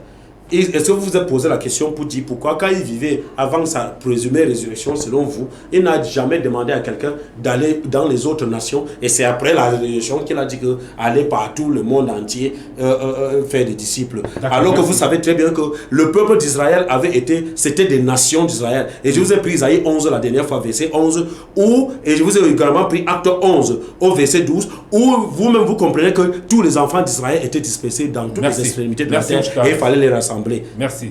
Je reviens à vous tout à l'heure, le temps pour moi de me retourner vers le pasteur Zier. Pasteur Zier, avant de vous laisser développer ce que vous avez déjà relevé, mais je voudrais vous poser une question. M'appuyant sur vos propos liminaires concernant la parole que Jésus a donnée, vous disiez tantôt que ceux qui viennent après Jésus, tous ceux qui viennent après Jésus, parlant des prophètes, sont des faux prophètes. Je voudrais appuyer sur cette parole pour dire, aujourd'hui, nous constatons qu'il y a une flopée de prophètes. Est-ce que toutes ces personnes sont des faux prophètes ou juste ils ont collé sur eux un titre qui ne les fait pas? Quelqu'un qui vient donner un enseignement de ce que Jésus n'a pas dit et qui déclare qu'il reçoit cela de Dieu, il est faux. C'est lui qui dit. C'est-à-dire que quand Jésus dit cela, parce que Jésus a donné un enseignement, ça veut dire que celui qui vient après lui, pour dire que, écoutez-moi, je parle de la part de l'Éternel, et que ça ne confirme pas ce que Jésus a dit, parce que quand Jésus a déjà parlé, on vient seulement prendre pour continuer. Oui. C'est dans ça. Donc un prophète devient ce qu'on appelle un prédicateur. C'est-à-dire que tu prends ce qui a déjà été prophétisé et tu prêches C'est à ce niveau. Maintenant, revenir. Tu viens, c'est-à-dire que tu viens pour écrire un livre que les gens doivent lire. Ce que toi tu dis, Jésus dit tu es faux. Voilà. Mais maintenant, m'appuyant toujours, Oui. je voudrais que je voudrais m'appuyer, tel que j'ai lu le Saint-Coran, en fait, tel que vous parlez du Saint-Coran, Mohammed confirme bel et bien que Jésus, en fait, il parle de Jésus. Oui. Le Coran même fait la part belle à Jésus. Oui, le Coran confirme, mais Mohammed, lui, dans le Coran, dit qu'après Jésus, c'est lui. Or, après Jésus, il n'y a plus. En fait, Jésus clôture tout. Ça veut dire que la Bible, celui qui revient écrire, je dis bien celui qui revient donner des révélations, venant de Dieu, est faux prophète. Quand la Bible te dit que Dieu a parlé en ce temps-ci par le Fils, pas par le prophète, il a déjà fini avec les prophètes. Je vais démontrer ce qu'il la mafia qui venait de faire dans un verset biblique. Je vais vous montrer maintenant ça. Pour vous démontrer que toute personne, je dis bien, qui vient, la Bible est là. Il revient écrire un autre livre et ça crée des religions. Jésus dit que c'est faux. Parce que qu'est-ce que tu n'étais pas en haut? Tu ne connais pas le Père.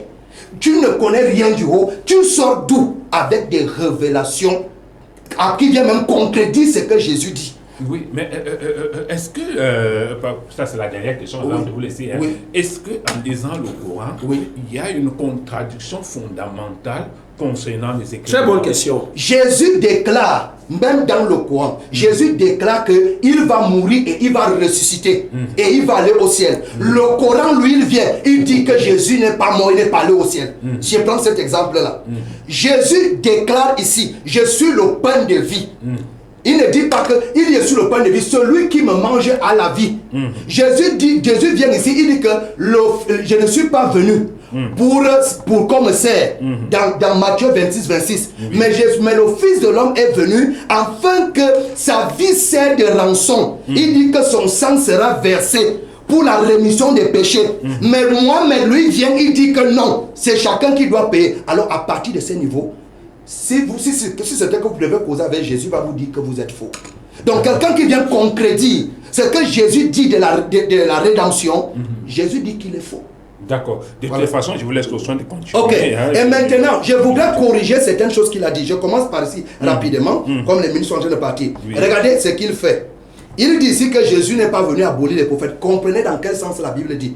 Jésus dit, ne croyez pas que je suis venu pour abolir la loi et les prophètes. Je suis venu non pour abolir, mais pour accomplir. Donc Jésus est en train de parler ici que tout ce que la loi dit, tout ce que les prophètes disent, il est venu pour accomplir ça. Jésus ne dit pas ici que les prophètes doivent continuer après lui. C'est pas ce que le verset est en train de dire. Abolir ici veut dire que Moïse vous a dit, Dieu vous enverra un prophète comme moi. Je ne suis pas venu abolir ça. Oui. Je suis venu à accomplir. C'est ce que Jésus est en train de dire. Maintenant, de l'autre côté, il a parlé des esprits. Regardez comment quelqu'un fait. Il faut bien connaître la Bible. Il a dit que, n'est-ce pas, les hommes sont... Regardez la différence qu'on fait dans Jean chapitre 4. Il y a un minuscule et un majuscule. Regardez, on dit, bien-aimé, n'ajoutez pas foi à tout esprit, c'est un minuscule, mais éprouvez les esprits pour savoir s'ils sont de Dieu, car plusieurs faux prophètes sont venus dans le monde. Reconnaissez à ceci, vous voyez, l'esprit est un majuscule. Donc pour faire la différence, quand on parle de l'Esprit Saint, et c'est ce que vous retrouvez dans Jean 14, quand on va montrer que c'est le Saint-Esprit, ça ne sera jamais avec un minuscule, ça sera avec un majuscule. Donc si lui ne respecte pas ça, c'est pour lui là-bas. Je reviens. Il a dit ici qu'il n'y a pas de différence dans la naissance de Jésus et des autres. Vous voyez comment les gens, je pour ça que pose la question que est-ce que même lui-même il prend le temps pour lire même son Coran. Regardez. Il a dit ici, Dieu a pris la côte de Adam pour former Ève. Vous avez suivi. Donc il y a quelque chose, il y a un élément que Dieu utilise pour former. Pour former Adam. Quel est l'élément que Dieu a pris? Il a pris la poussière de la terre pour former Adam. Maintenant, quel est l'élément que lui a pris pour que Jésus vienne? C'est le souffle. Vous voyez que Dieu n'a pas pris un élément de la terre. Or, Ève a été pris de la côte. Donc, la naissance de Jésus reste unique. C'est-à-dire, Dieu n'a pas pris le ventre de Marie pour former le corps. Non. C'est-à-dire, on a soufflé le souffle en Marie. Par contre, Ève, on a pris la côte. Par contre, Adam, on a pris la terre. Mais tu ne verras pas ce qu'on a pris pour former Jésus avec. Il n'y a pas. Donc, Jésus est la parole de Dieu et il est différent. Voilà pourquoi j'ai dit. Et regardez ce que Allah lui-même confirme encore de Jésus ici. Et qu'on n'a jamais dit cela de Mohamed, même dans le Coran. La sourate 3. La sourate 3, le verset 45 dit: oh, toi, rappelle-toi, quand les anges disent: oh Marie, voilà qu'Allah t'annonce une parole de sa part. Son nom sera Al-Mashir, Issa, fils de Marie, illustré ici-bas, comme dans au-delà, l'un des rapprochés de Allah. El-Mashir veut dire Messie. Donc Allah lui-même montre la différence entre Mohammed et Jésus-Christ. Mohammed n'est pas appelé El-Mashir. Il n'est pas. Et regardez ce qu'il dit ici. Il est illustré, ça veut dire il est illustré Messie sur la terre. Il est illustré Messie au-delà. Qui me montre là où Allah a dit ça de Mohammed. Et ça n'existe pas. Même il faut qu'il accepte. Il a dit qu'il devienne chrétien. Ce qu'il est en train de faire, même son Coran lui confirme. Et c'est pour cela donc que Jésus, donc, étant donc prophète Messie, il est venu libérateur. Mohammed ici est seulement venu parler ce qu'on connaît déjà dans la Torah. Or, et la Torah n'a pas pu libérer les gens. Mais Jésus vient ici, il y avait une colère entre le monde et Dieu. Et maintenant, le El-Mashi, libérateur. Jésus n'est pas venu libérer les gens par les armes. Jésus n'est pas venu libérer les gens par la force. Jésus n'est pas venu libérer les gens par la bagarre. Jésus est allé à la croix et il a dit: Père, tout est accompli. Donc ici, le Coran reconnaît Jésus comme Al-Mashi. Il dit Issa, fils de Marie, illustré ici-bas. Vous comprenez? Hein? Et de l'autre côté, regardez ce qu'il dit encore de Jésus ici. Et qui n'a jamais dit de Allah, de Mohammed. Il dit ici, parce qu'il faut qu'on... Ça là, vous trouvez ça où? C'est dans le Coran ou bien? Oui, c'est dans le Coran, c'est que vient de lire sur le Coran. Le Coran, la sourate 3, le verset 45. Je suis encore ici, la fameuse sourate qu'il refuse d'affirmer que Jésus est crucifié. La suite de ça, le verset 58, la sourate 4, dit ici là que, mais Allah, il dit d'abord ici, à cause de leur parole, nous avons vraiment tué le Christ, le fils de Marie, le messager d'Allah. Or, ils ne l'ont ni tué ni crucifié, mais ce n'était qu'un faux semblant. Et ceux qui discutent sur son sujet sont vraiment des incrédules. Des incrédules, je cherche là où il dit, voilà, excusez-moi, je prends ici en haut. Il dit ici là que, rappelle-toi, quand Allah dit, le verset 55, rappelle-toi, quand Allah dit, oh Jésus, certes, je veux mettre fin à ta vie terrestre, t'élever vers moi. Et il revient encore ici, 158, mais Allah l'a élevé vers lui. Et Allah est plus puissant. Donc vous voyez que ça confirme ce que Jean a dit, que celui qui vient d'en haut est plus grand que ceux qui sont sur la terre. Même le Coran montre que Jésus est le seul, en dehors des anges qui sont déjà là-bas. Jésus est le seul qui est sorti de l'éternel et qui est venu sur la terre, et il dit bien, je vais l'élever. Donc il n'y a pas de relation entre Mohammed et Allah. C'est pourquoi Allah a utilisé un ange Gabriel pour venir lui donner la révélation. Mais quant à Jésus, Jésus vient avec la révélation du Père et il donne cela, et Jésus dit: je suis le chemin, la vie et la vérité. Nul ne vient au Père sans passer par moi. Comment donc le musulman qui me dit qu'il croit Jésus, comment donc il va donc aller auprès du Père lorsqu'il refuse donc intégralement ce que Jésus dit qu'il est le Fils? Il est le chemin. Il prend seulement là où Jésus dit que je suis messager, mais Jésus dit que je suis le chemin. C'est pourquoi, excusez-moi, aucun musulman ne verra le ciel s'il ne passe pas par Jésus, comme ils ont dit qu'ils ont cru à Jésus. Quand on va quitter la terre, chacun quand il arrivera là-bas, tu vas comprendre que ce que tu disais ici, ce n'était que la blague. D'accord. Okay. Je voudrais m'attarder un tout petit peu sur ce passage. Oui, Oustaz, allez-y. S'il te plaît, SP. Oui, allez-y. Je risque d'oublier beaucoup de choses. Oui, parce que allez-y. j'ai répondu à des questions précédemment. Je répète ce que j'ai dit ici. Pasteur, les chrétiens sont les fan-clubs de Jésus. Quand vous m'appelez au christianisme, que je dois devenir chrétien, c'est pour ressembler à quel prophète? C'est pour l'entrée dans la religion de quel prophète? Le christianisme. Est-ce que c'est la religion de Jésus? Je vais entrer là-bas par qui? Pour faire quoi? Pour suivre quel prophète? C'est pour cela que je vous appelle les fan club. C'est que vous avez organisé quelque chose que vous appelez le christianisme et vous avez attribué ça à Jésus qui ne connaît pas. C'est ce que je vous fais comprendre depuis. Vous êtes là, vous m'appelez au christianisme. Le prophète du christianisme, c'est qui? Moi, je ne connais pas. Moi, je connais l'islam qui est la religion de tous les prophètes, y compris Jésus lui-même. Oui. Je vous ai dit ça ici, c'est la soumission à l'éternel, Dieu Tout-Puissant. Est-ce que Jésus était soumis à l'éternel, oui ou non? Oui, il était soumis, pasteur. Donc il était musulman ou il n'était pas musulman? Il était musulman. Quand est-ce que tu as entendu Jésus parler du mot christianisme de toute ta vie? Vous m'appelez à quoi comme ça là, quoi? Ah, maintenant là, je vais continuer. Vous avez dit, Mohammed est venu parler le contraire de ce que Jésus a dit.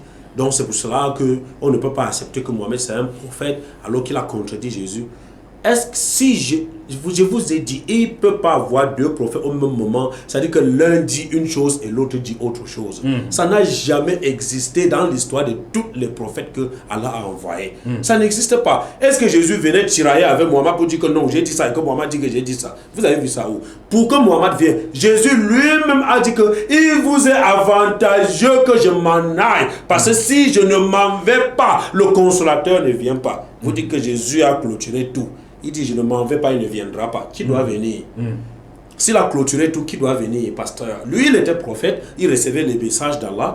Quand il dit qu'un autre consolateur, ça veut dire que c'est quelqu'un qui doit venir et recevoir le même message et continuer sur la même ligne, sur la même lancée, sur le même message. C'est ce que ça veut dire. Sauf si il y a une extrême volonté de refus de la vérité, comme d'habitude. Nous, on est habitués à ça. Donc, pour te dire quoi, pasteur? Donc, vous dites que Jésus a clôturé tout. Donnez-moi un seul verset de la Bible où Jésus dit, je suis le dernier prophète.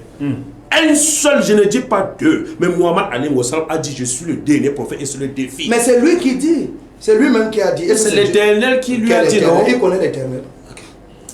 Pasteur, calmez-vous. Il connaît les anges. Pasteur, calmez-vous. Moi, je connais que la piqûre fait mal, mais calmez-vous. Calmez-vous, pasteur. Moi, je vous dis ceci. Mohammed alayhi salam, il a dit, oh, je suis le dernier prophète. Qu'un autre livre qui dit que c'est le livre venant de l'Éternel, nous on dit que le Coran vient de l'Éternel. Prenez un autre livre après le Coran qui dit que ça vient de l'Éternel, on voit. Il y en a beaucoup. Mais donnez-nous un titre. Il y en a beaucoup. Donnez-nous un titre. Il y en a beaucoup. Donc il dit que ça. Attends, laissez-moi finir mon temps. Laissez-moi finir mon temps. Je vous ai pas posé la question. Laissez-moi finir mon temps. Donnez-moi un autre livre qui dit que ça vient de l'Éternel et qu'un prophète est venu avec ce document-là, dit que voici le livre, moi le prophète que j'ai ramené de l'Éternel. Donnez-moi le nom du livre et le nom de ce. Vous allez relever la question. Vous relevez la question là, vous répondez, pasteur. Si ça existe, donnez-moi le nom du document et le nom de ce prophète-là qui dit qu'il vient de l'Éternel. On va voir si le prophète-là même vit même encore sur terre. Parce qu'on ne manque pas sur le nom de l'Éternel, mon cher frère. Donc, pour vous dire quoi? Maintenant là, vous parlez que du Coran. Qui vous dit que le musulman refuse tout ce que vous dites? C'est nous mais c'est même nous qui devons vous enseigner que Jésus était un fils, c'est-à-dire que c'était un fils pur à Marie. Que l'Éternel lui-même, quand l'Éternel lui-même, il envoie l'ange Gabriel, il dit que je t'annonce, voici ce que l'ange Gabriel dit à Marie, l'Éternel m'a envoyé de t'annoncer la naissance d'un fils pur. Nous on connaît qu'il est pur. Est-ce que nous on a les tiraillements avec Jésus? Non. Jésus et nous, c'est le même Éternel. On est tous musulmans. Donc si on dit que qui suit Jésus, les musulmans suivent Jésus. Il n'y a pas un seul enseignement de Jésus que le musulman va mettre ça en cause. Jamais, pasteur. Et quand vous prenez les choses, vous dites que Jésus a dit, il va mourir et il va ressusciter, et le musulman dit que c'est faux. L'Éternel lui-même, tu lis le Coran, que l'Éternel lui-même dit que c'est lui qui a envoyé Jésus. Et l'Éternel lui-même dit que Jésus n'est jamais mort. On ne l'a jamais crucifié. Donc tu es en train de challenger l'Éternel avec Jésus. Tout simplement parce que ça dit que vous voulez actiser, vous voulez vraiment fortifier ce fan club-là. Donc pour que tout ce que vous dites, c'est ça qui puisse passer au-dessus de ce que l'Éternel lui-même dit. L'Éternel te dit qu'il n'a pas été crucifié. Il n'est pas mort, il n'a pas été crucifié. Quand tu dis que Jésus est monté en haut, Élie, lui, il est parti où? Enoch, lui, il est parti où? Quand l'Éternel lui-même dit dans la Bible que Enoch, lui, l'a enlevé vers lui, là, il est parti où? Et maintenant, là, mais Enoch est parti où? Lisez la Bible. Mais lisez le verset. Mais, maintenant là, vous dites qu'il est allé. Et regardez. Vous chutez au stade. Oui, regardez. Jésus, sa mission, j'ai dit jusqu'au jour de la résurrection, ne sort pas des enfants d'Israël. Je vais vous lire d'abord. Un dernier verset. Je vais vous lire Actes 5, verset 31 d'abord. C'est l'avant-dernier verset, je vous en prie. Oui, avant-dernier, voilà. Pour cette prise de parole. Acte 5, 31, l'Éternel dit, Dieu a élevé Jésus à sa droite. Comme vous avez dit qu'il est en haut, là, oui, il est en haut. Pourquoi il l'a fait comme ça là? Ça dit que voici pourquoi il est en haut. Il dit, Dieu l'a élevé comme prince et sauveur pour donner à Israël la repentance et le pardon des péchés à Israël. C'est pour cela qu'il est en haut, pour Israël, pour les enfants d'Israël. D'accord, merci. Et maintenant, je prends le dernier verset, s'il te plaît. 5 secondes. 5 secondes, si possible. Voilà, non, c'est pas possible en 5 secondes. Mais je reviens donc à vous. Je reviens à vous tout à l'heure. Temps pour moi de me retourner vers le pasteur Zier. Pasteur Zier, vous avez écouté tout à l'heure l'intervention de... Il a posé une question. Hein. Est-ce qu'il y a un autre prophète qui a brandi un livre disant que ce livre vient de Dieu? Vous aviez les bouddhistes qui ont un livre. Et Bouddha se reconnaît comme étant prophète. Ils en ont. Les bouddhistes ont un livre. Comment lui venir les bouddhistes... Est-ce que j'ai nié? Eux croient Bouddha. Est-ce que Bouddha c'est l'Éternel qui a envoyé les prophètes? Est-ce que Bouddha a dit un jour qu'il a envoyé Moïse, le pasteur? Pourquoi prenez les arguments aussi comme vraiment les enfants qui...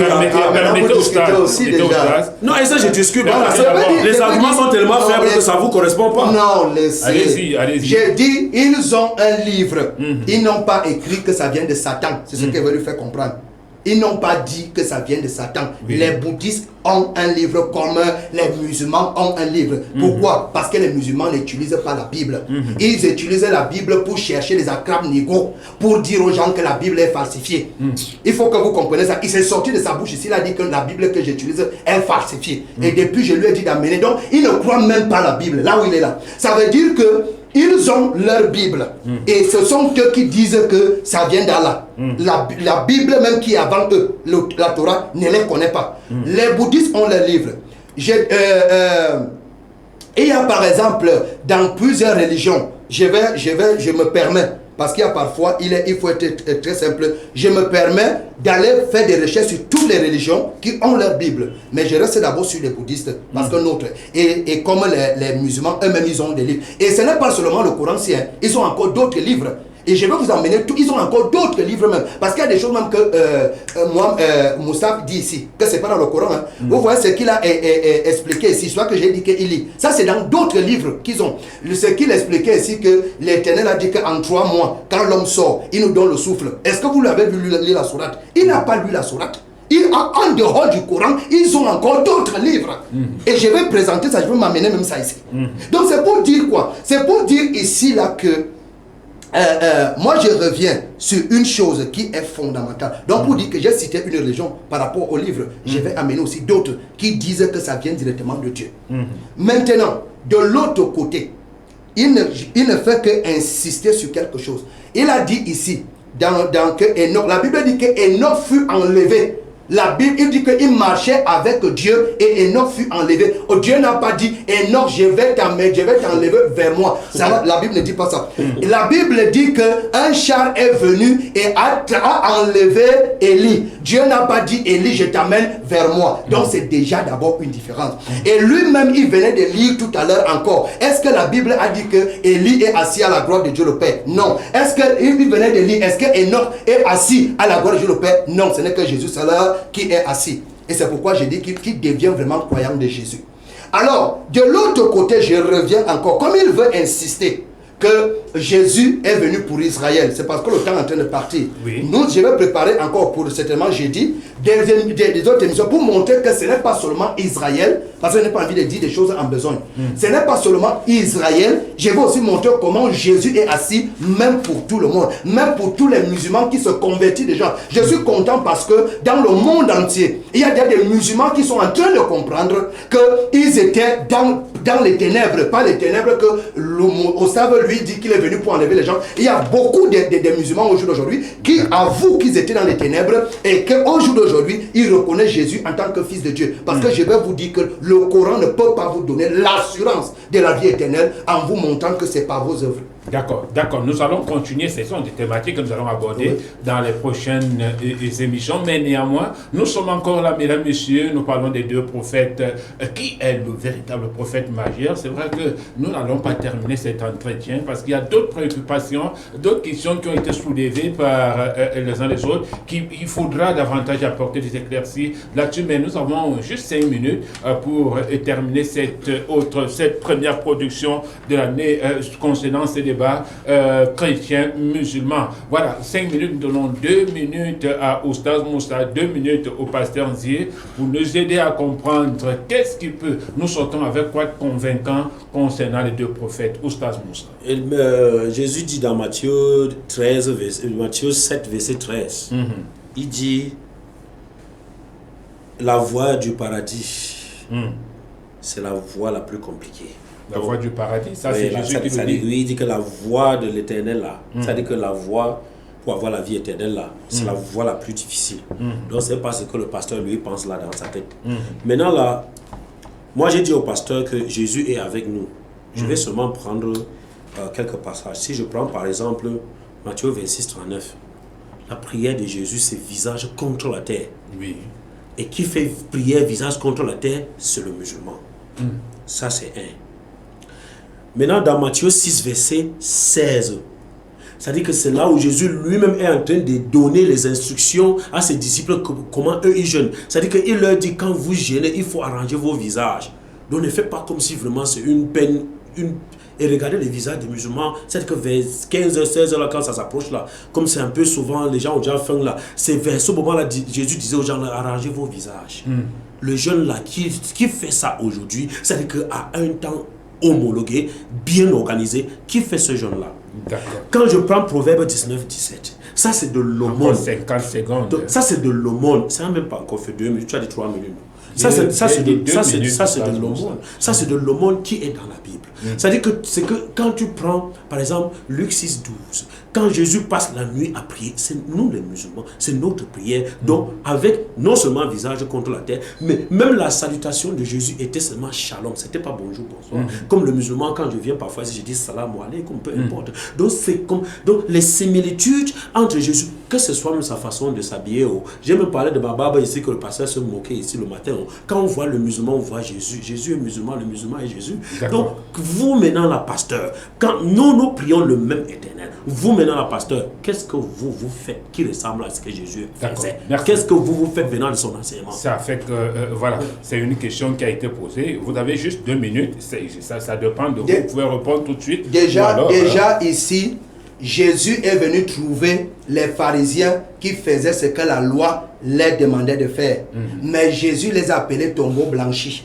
Ça veut dire prier comme Jésus priait à genoux ou aller à la montagne. Jésus n'a pas dit si vous priez comme moi à genoux, ça va vous donner la vie éternelle. Ce n'est pas ce que Jésus a dit. Donc ça veut dire que Jésus n'a pas dit que cogner le front, Jésus n'a pas dit cogner le front au sol va vous donner la vie éternelle. Ce n'est pas ce que Jésus a dit. Donc si vous voulez faire des exemples de ce que quelqu'un fait, les pharisiens en ont fait. Voici le mot de fin que moi je voudrais monter par Jésus. Et voilà pourquoi j'ai dit, il ne croit pas sur Jésus qui l'a dit.